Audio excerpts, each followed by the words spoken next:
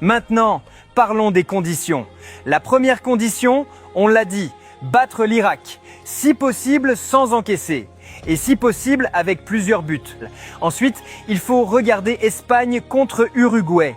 Là, le Sénégal doit espérer une victoire espagnole. Pourquoi? Parce que l'Uruguay peut devenir un concurrent direct dans le classement des troisièmes. Si l'Uruguay prend des points, ça complique le scénario. Mexique contre République tchèque.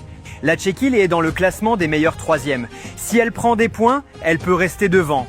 Si le Mexique la bat, le Sénégal peut profiter. Mais encore une fois, tout dépend du score contre l'Irak. Si le Sénégal gagne largement, il peut commencer à dépasser des concurrents. C'est pour ça que chaque but contre l'Irak peut devenir un but de qualification.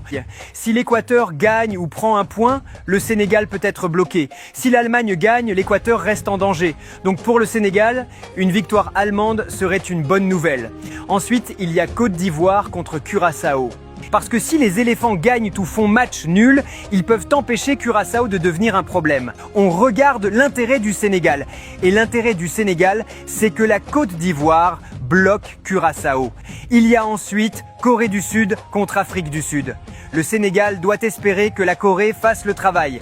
Si l'Afrique du Sud prend des points, elle peut compliquer la course des meilleurs troisièmes. Mais le match le plus important après Sénégal-Irak, selon moi, c'est Japon contre Suède.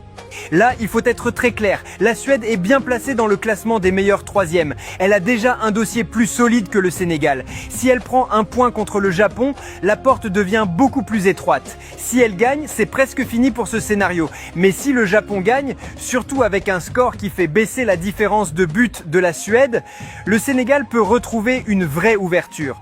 C'est compliqué, oui, mais ce n'est pas impossible. Et c'est exactement ce qu'il faut faire comprendre aux supporters.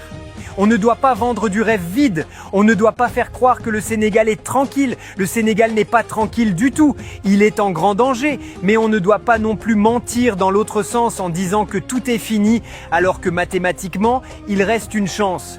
La bonne phrase, c'est celle-ci. Le Sénégal est en danger, mais le Sénégal peut encore passer.